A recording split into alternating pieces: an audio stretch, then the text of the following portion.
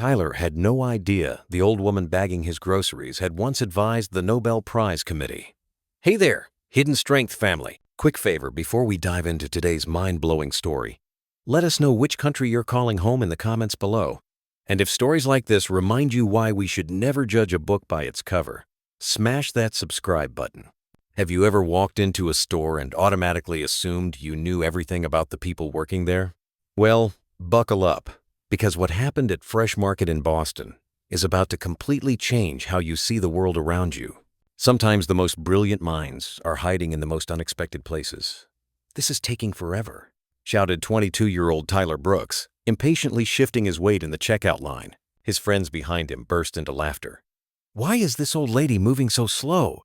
Her brain probably doesn't even work anymore." Margaret Thompson, 68 years old, a grocery bagger at Fresh Market, tried to ignore Tyler's words. Her gray hair was pulled back with a simple clip, and her eyes held a tired expression.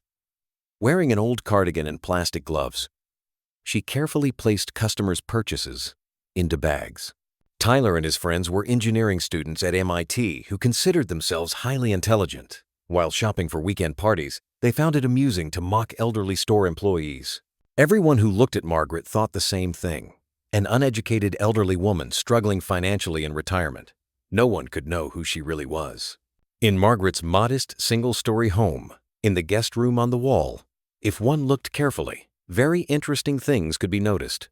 Small frames containing a physics PhD diploma from Harvard University, a theoretical physics professorship certificate from MIT, a thank you letter from the Nobel Physics Prize Committee, and dozens of scientific publications. Margaret Thompson wasn't just a grocery store employee. For 40 years, she had worked as a theoretical physics professor at MIT, conducting groundbreaking research in quantum mechanics, a world-renowned scientist. So why was she now working at a grocery store? 3 years ago, Margaret's life had completely changed. Her husband, Robert, of 45 years, had died suddenly of a heart attack. Robert had been both her life partner and research colleague. The projects they worked on together, their years at MIT together, the awards they received together. After Robert's death, Margaret fell into deep depression. Unable to focus on her research or motivate her students as before, she took early retirement. She sold their large house and moved to a smaller home. But the real problem was loneliness. They had no children. After Robert died, Margaret's days felt empty. Watching television, reading books, gardening. None of it satisfied her. 6 months ago, to overcome depression and interact with people, she started working part-time at Fresh Market. She didn't need the money. Her MIT pension and savings were enough for comfortable living. She had only one goal: to fill her days meaningfully, talk to people, and feel useful. The store manager, Jim, didn't know her background. Margaret hadn't told him either. She had simply said she was a retired teacher. Every day working at the store, Margaret faced condescending looks from young customers, especially students from the nearby university who showed disrespect to elderly employees. "Come on, lady, move faster," some would say. Or, "Why are you working at this age?" Or whisper, "She probably never even went to school."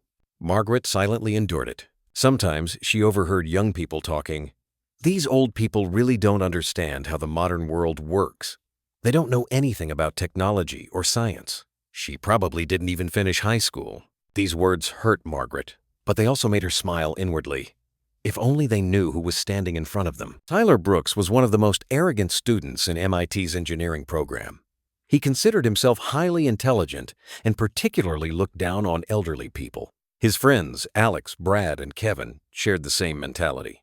That Friday evening, while shopping for their weekend party, they noticed Margaret in the checkout line. "Look at that old woman," Tyler said loudly. "She probably doesn't even know basic math. This generation is truly ignorant." Alex agreed. "Yeah, these old people don't understand science.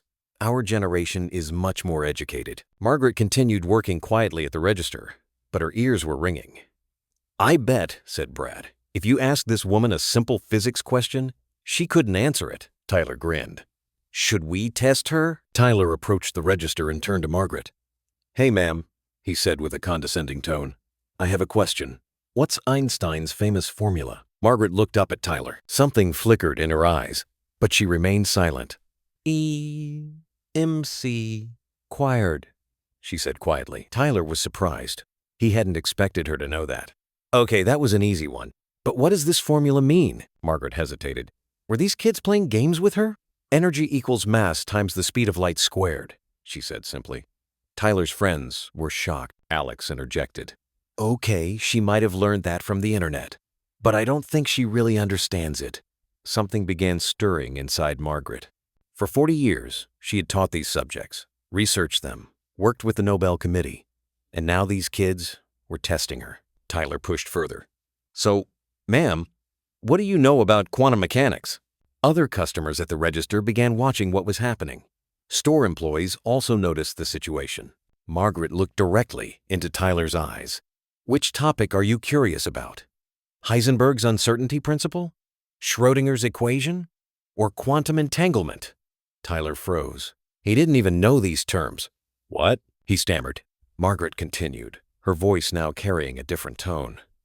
Heisenberg's uncertainty principle states that you cannot simultaneously measure both the position and momentum of a particle with perfect precision. It's expressed by the formula ΔT x ΔT p. 2. A deep silence had fallen over the checkout area. Tyler's mouth hung open. Margaret was no longer hiding it, pouring out 40 years of accumulated knowledge. Schrödinger's equation is the fundamental equation describing the time evolution of quantum systems. It's written as I-2 psi-2 psi-2. Quantum entanglement is the phenomenon Einstein called spooky action at a distance. Tyler and his friends stared at each other in bewilderment. How is this possible? Alex asked. Margaret smiled. Because, young man, I was a theoretical physics professor at MIT for 40 years.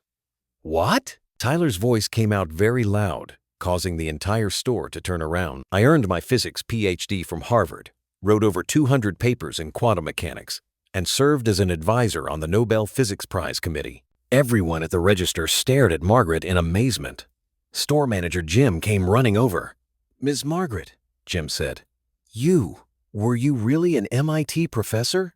Dr. Margaret Thompson, Margaret said simply. Yes, for 40 years. Tyler's face had turned bright red. But why are you working here? Margaret's eyes welled up. Because after my husband died, I didn't want to stay alone at home. I want to interact with people, to feel useful. Tyler's arrogance instantly melted away. I'm so sorry. I was very disrespectful. Margaret saw Tyler's genuine remorse. It's okay, young man, but there's a lesson here. What kind of lesson? Tyler asked. Not to judge people by their appearance. Just because I work here doesn't mean I'm ignorant. Just because I'm old doesn't mean I can't learn. Everyone has a story, Alex interjected. Professor, we're studying engineering at MIT. Could we learn from you? Margaret smiled. Of course, but first, you need to learn respect. The following week, Tyler and his friends came back to the store. But this time, they were different. Dr. Thompson, Tyler said respectfully, could we talk with you? Margaret invited them to the store cafe. During her break, she answered their physics questions. How do quantum computers work? Kevin asked. Margaret sipped her coffee while explaining. While classical bits take values of 0 or 1, quantum bits can be both 0 and 1 simultaneously thanks to superposition. This enables parallel computation possibilities. The young men listened in fascination. Other MIT students who heard the news also began visiting Margaret.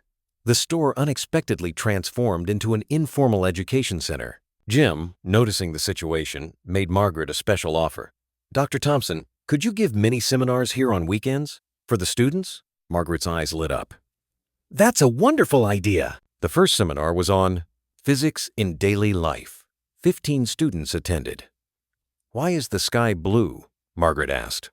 Light scattering, a student replied. Correct. Rayleigh scattering. Blue light has a shorter wavelength, so it scatters more in the atmosphere. Margaret's grocery store seminars reached MIT. Physics Department Head. Dr. Red Wilson visited her. Dr. Thompson, he said, we miss you. Would you consider coming back? Margaret looked thoughtful. Not full-time, but I could come as a guest speaker. Perfect. The students will love you. Her first MIT lecture was on the future of quantum physics. The auditorium was packed. "How will quantum technologies change our lives?" a student asked. Margaret smiled. "Quantum internet will provide unbreakable encryption.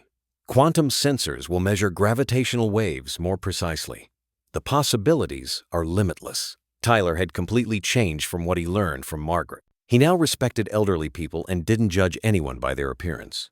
"Dr. Thompson," he said one day, "what you taught me wasn't just physics.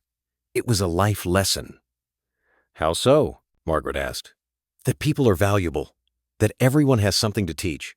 I was so arrogant." Margaret touched his shoulder. "What matters is that you recognized your mistake and changed." Months passed. Margaret was no longer just a grocery store employee. She worked at the store, taught students, and gave lectures at MIT. Most importantly, she was no longer alone. Tyler and his friends invited her to their homes. Margaret cooked for them, and they helped her with technology. "Dr. Thompson," Alex said one evening at dinner, "meeting you changed my life." "Mine too," Margaret said with a smile. "You made me feel like part of a family." Margaret's story appeared in local newspapers. MIT professor became grocery store employee, taught students life lessons. Television stations requested interviews. Margaret said, "This story shows that no one should be judged by their appearance." National Geographic decided to make a documentary about Margaret's life. Tyler and his friends were also featured in the filming. "At first we looked down on her," Tyler told the camera, "but she gave us the greatest lesson: respect and humility." MIT decided to give Margaret a special award, Excellence in Community Impact Award. During the ceremony, Tyler invited Margaret to the stage. "Dr. Thompson," he said into the microphone, "you didn't just teach us physics, you taught us how to be human." Margaret couldn't hold back her tears as she accepted the award. "This award isn't just mine. It belongs to all the students who gave me a second family." The auditorium gave her a standing ovation. A year later, Margaret still worked at Fresh Market. But now, the situation was different. Young customers approached her with respect, asking physics questions. The store had become an unofficial education center. The corner where Margaret gave small physics lessons during her breaks became known as Dr. Thompson's Corner. Tyler stayed in touch with her even after graduation. When he started his first job, he called Margaret. "Thompson, I started work. I became an aerospace engineer. Congratulations. You'll be working on the projects you dreamed of." "Yes, and I'll always remember you. You were the one who taught me real engineering." Margaret's story spread to other universities in Boston. Harvard, Stanford, MIT, everywhere. Students began treating elderly people with more respect. This phenomenon, called the Margaret Effect, became a research topic in academic circles. Dr. Wilson told Margaret, "You revolutionized not just physics, but sociology too." Margaret smiled. "I just was myself. The rest came naturally." Margaret's story showed how misleading judgments can be. Who could have known that a 68-year-old grocery store employee had been a professor at one of the world's most prestigious universities for 40 years? Tyler and his friends, while intending to humiliate Margaret that day at the store, had received the most valuable lesson of their lives. Never judge anyone by their appearance. Margaret, with the new purpose she found after losing Robert, was happy. She was no longer just conducting scientific research. She was teaching people to value and respect others. And perhaps this was more valuable than quantum mechanics theories. People have hidden stories. The person next to you might have changed the world. Therefore, approaching everyone with respect is the right thing to do. Because sometimes the greatest scientists might be hiding in the most ordinary places. Where are you watching this incredible story from today?